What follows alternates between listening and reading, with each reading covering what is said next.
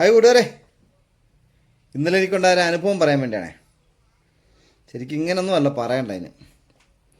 ആ സമയത്ത് സത്യം പറഞ്ഞാൽ നല്ല രണ്ട് വർത്തമാനം പറയേണ്ട അവസരമായിരുന്നു. മറ്റൊന്നുമല്ല, ഞാൻ ബൈക്കിൽ ഇങ്ങോട്ട് വരുമായിരുന്നു. അന്നേരം കുമരകം ചന്തക്കവല കഴിഞ്ഞ് ഇങ്ങോട്ട് വരുന്ന വഴി അവിടെ ഒരു ഓട്ടോ സ്റ്റാൻഡ് ഉണ്ടെന്ന് തോന്നുന്നു. അവിടെ ഒരു ഓട്ടോക്കാരൻ അവൻ്റെ റൈറ്റിലോട്ട് അവന് പോകണ്ട, ഓട്ടോ സ്റ്റാൻഡ് അങ്ങോട്ട് അവന് വണ്ടി കയറ്റണ്ടേ. അവൻ ആദ്യം ലെഫ്റ്റിലോട്ട് വണ്ടി വെച്ചിട്ട് പെട്ടെന്ന് തന്നെ റൈറ്റിലോട്ട് വണ്ടി വെട്ടിച്ചു.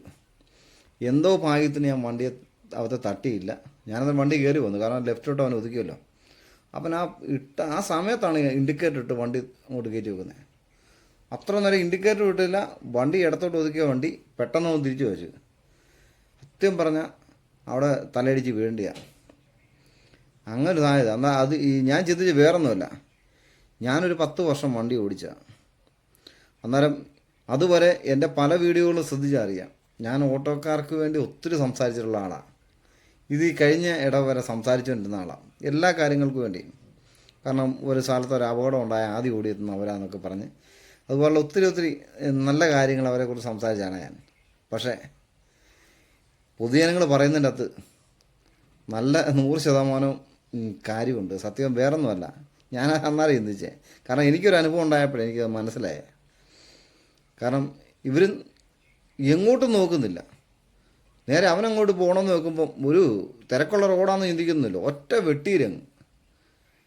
സത്യം പറഞ്ഞാൽ ഇവരൊക്കെ എനിക്കിപ്പോൾ ഈ ടാക്സിയുടെ ലൈസൻസ് ഇത് കൊടുക്കരുതെന്ന് പറഞ്ഞാൽ അങ്ങനെയൊന്നും.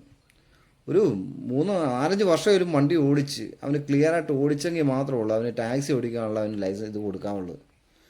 പണ്ട് പാടിച്ചുണ്ടായിരുന്നു, എന്നാലും ലൈസൻസ് അന്നേരം കിട്ടുമെന്ന് തോന്നുന്നു. ഇത് അങ്ങനെ കൊടുക്കരുത്.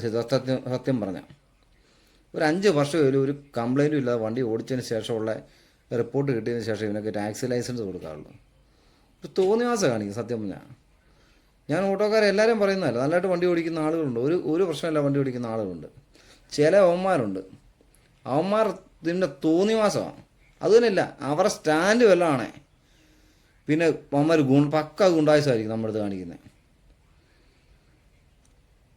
ഈ നാട്ടുകാരെ കൊണ്ട് ഇങ്ങനെ എല്ലാവരും പറഞ്ഞപ്പോൾ ഞാനവരെ സപ്പോർട്ട് ചെയ്ത് പറഞ്ഞ ഇപ്പം അത് എനിക്കിട്ട് കിട്ടിയപ്പോൾ മനസ്സിലായി ആൾക്കാർ പറഞ്ഞതിൻ്റെ സത്യം ഉണ്ടെന്ന്. ഓക്കെ.